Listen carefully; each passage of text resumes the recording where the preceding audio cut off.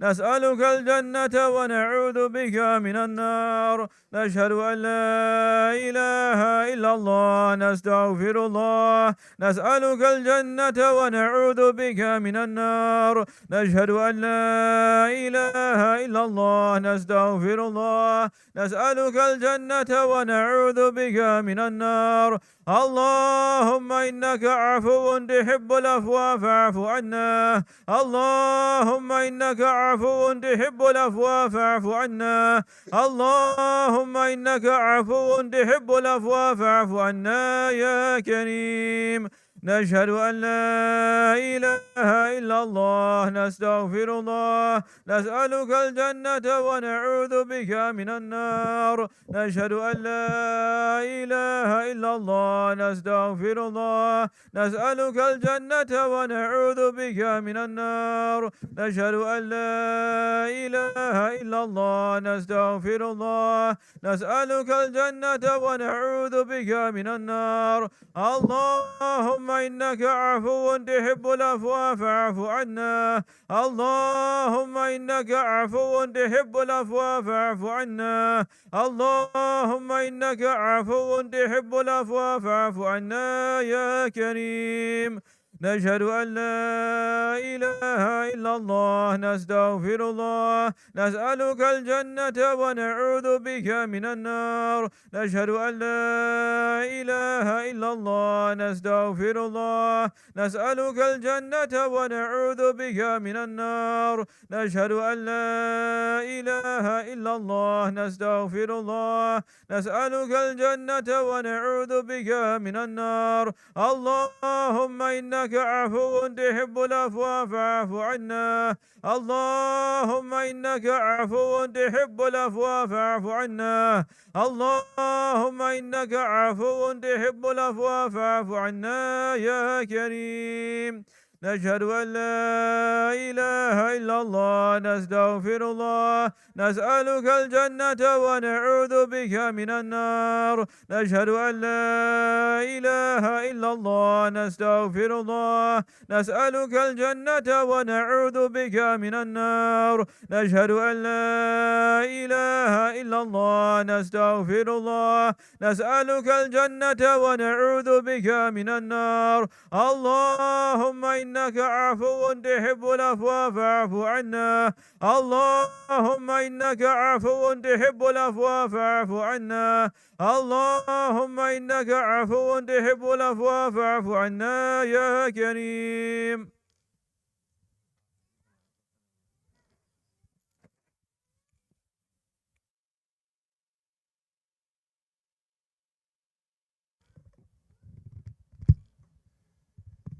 يا رب استغفر الله.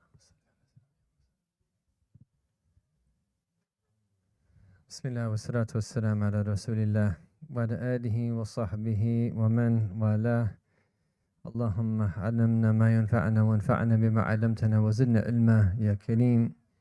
So just some final thoughts on this blessed story of Sayyidina Musa alayhi salam and Al-Khidr. And even if you would speak about this blessed encounter the entire month, is that you would just start to scratch the surface of the amazing commentary on this blessed story. And so many themes come up that you find in the books of the spiritual path, and that so many different meanings. And that just to highlight something that was really beautiful. And this is important because it shows the subtlety of the Quran. When it comes to the ship and he's explaining what happened, that he says, فَأَرَدْتُ أَنْ أَعِيبَهَا. So I intended to damage it. But then when it comes to the boy, that he says, فَأَرَدْنَا أَنْ يُبْدِلُهُمَا رَبُّهُمَا. And he says here, so we hoped that their Lord would give them another. So the first was he speaks in the first person, in the singular. And then in the first person in the dual, we. And then when it comes to the wall, فَأَرَادَ رَبُّكَ. So your Lord willed. And so that Ibn Ajiba comments on this saying, قد استعمل الخضر عليه السلام غاية الأدب في هذه المخاطبة.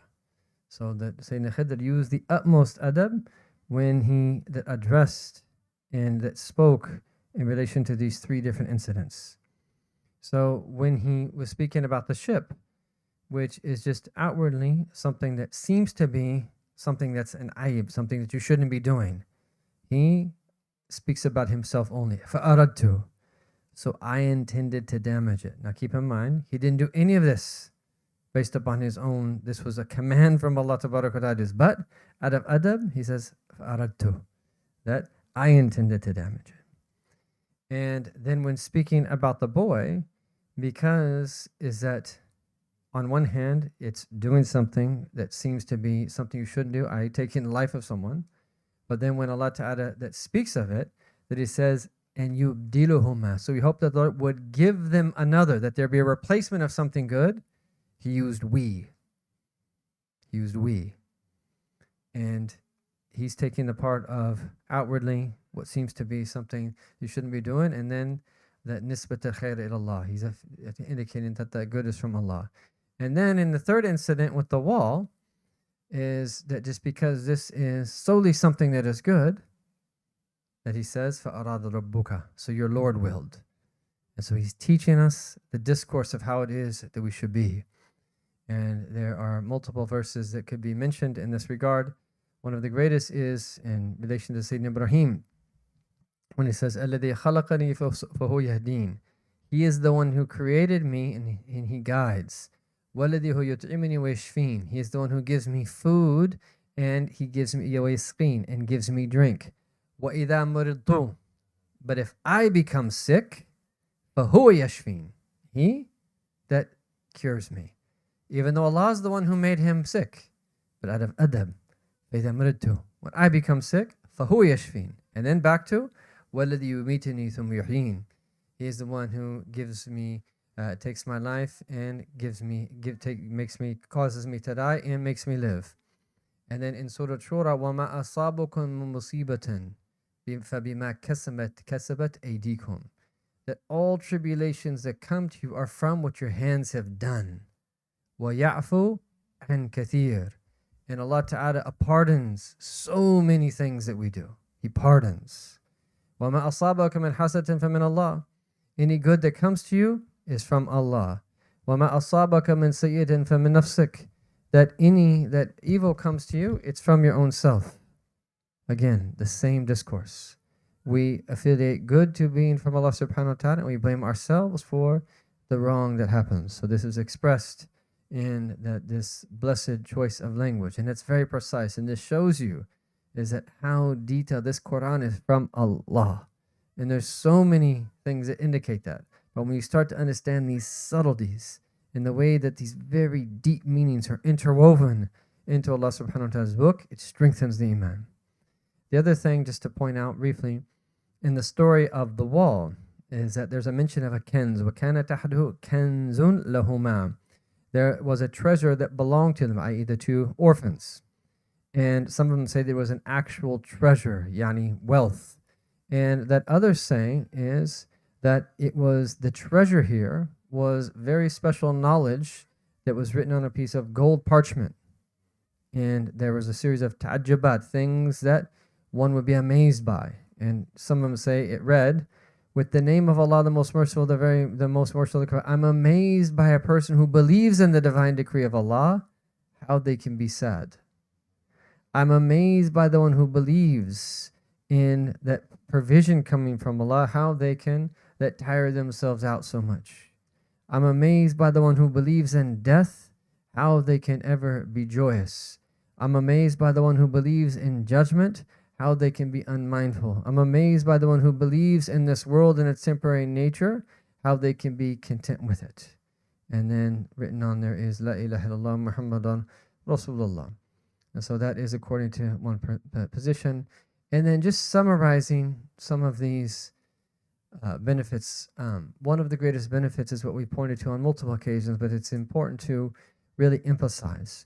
And this is one of the greatest wisdoms of the story, is this is a window into us understanding what is mysterious in relation to the divine decree. Our Prophet said, إِذَا ذُكِرَ الْقَدْرَ فَأَمْسِكُوا. When divine destiny is mentioned, refrain. from delving into it, because there's only so much that you can understand. You can explain it outwardly, that Allah subhanahu wa ta'ala knows everything. It's impossible not for him to know something. He doesn't force us in. He just knew what it is that we're going to choose. You could explain it outwardly, but understanding the secret of the divine destiny, it's not possible through the unaided intellect. It's something that happens at a higher degree of spirituality when the veil is lifted. And this knowledge of the wisdoms in the complex way that all of this is put together. You see one thing, but we simply don't know what the state of the individual is, what's behind all of that, what is going to happen in the future, all of these different things. We get this window into this knowledge that came from the divine presence. It was gifted to Khidr, that shows us how is that there are so many different things that we can't ever understand. So we absolutely have to have a good opinion of Allah subhanahu wa ta'ala. And we can tie that to things in our time, like, for instance, what is happening in Palestine. If you only look at that from an outward perspective and the suffering and just the amount of that hardship and pain that people are going through, it's very hard to even sleep and function normally as a human being if you simply look at it from the outward perspective. But when you start to understand, looking at that same act and the same situation from a different side of the same coin, from the standpoint of haqiqah, from the standpoint of reality, this is what allows us to remain that in a state where we can function here in this world, where we understand that there is a hereafter, where there are deep wisdoms that don't just relate to the people of Palestine, they relate to the world, they relate to future events, they relate to the hereafter. So many different dimensions that you and I simply don't think about when we just look at an incident in and of itself as an isolated incident. This is an example. And just the destruction that we see, the poor children, and some of these pictures that we see in La ilaha illallah, is that when we think about the story of the boy and what Khidr did, imagine being there and seeing Khidr do that. Strangling, or in one narration, hitting him on the head with a rock. That is an act that, from an outward perspective, is horrific. But he was commanded to do it. And that's to teach us, is that there are things that are unimaginable that will happen outwardly. But this is teaching us to be firm, to know that there is divine wisdom in everything. And that in one narration is that our Prophet ﷺ said, he wished that Musa would have been patient so he could have learned more about what would happen. And another narration is that Khidr said to him, were you to have been patient, that I would have shown you 2,000 things that you would deem to be wondrous. And again, thing after thing after thing. So we always have to remember this. And this is a blessed story to have this, to strengthen us in this way. And then there's a number of other benefits as well we'll go through very quickly. Many of them relate to knowledge and that seeking, that taking a path of learning.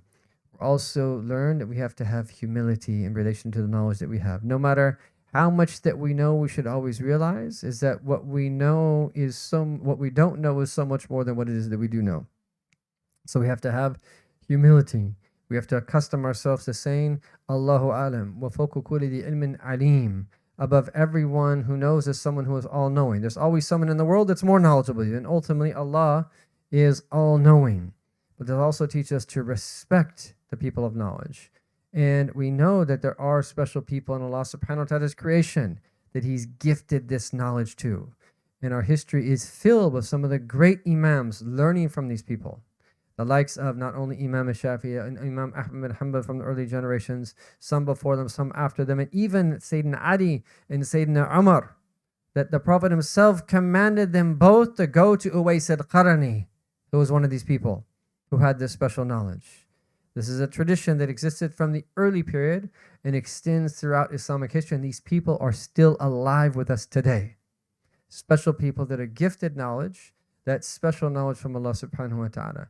So in general, we need to respect the people of knowledge, especially these types of people, and that we need to be people who learn wisdom wherever it is that we can.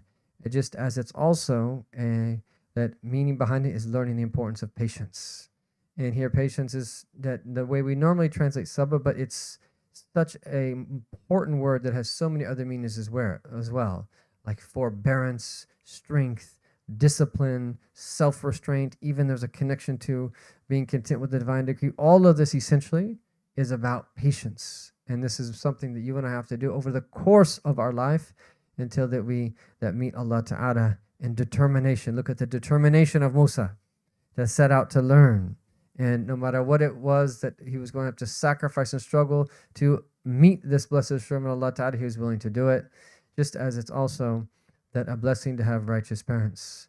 There's gifts that come to kids that by virtue of having righteous parents from the blessing of Allah subhanahu wa ta'ala. So this, and there are many, many more that blessed lessons from the story, but may Allah tabarak wa ta'ala bless us to internalize these meanings and bless us to be able to reflect upon His book in a way that is pleasing to Him. Ya Arhamar Rahimin, to bless us in these last 10 days of Ramadan, Ya Arhamar Rahimin, and to give us openings in the Quran and bless us to be able to put into practice in a way that is pleasing to Him. Ya Arhamar Rahimin, wa sallallahu ala sayyidina Muhammadan wa ala alihi wa sahbihi wa sallam, alhamdulillahi rabbil alamin.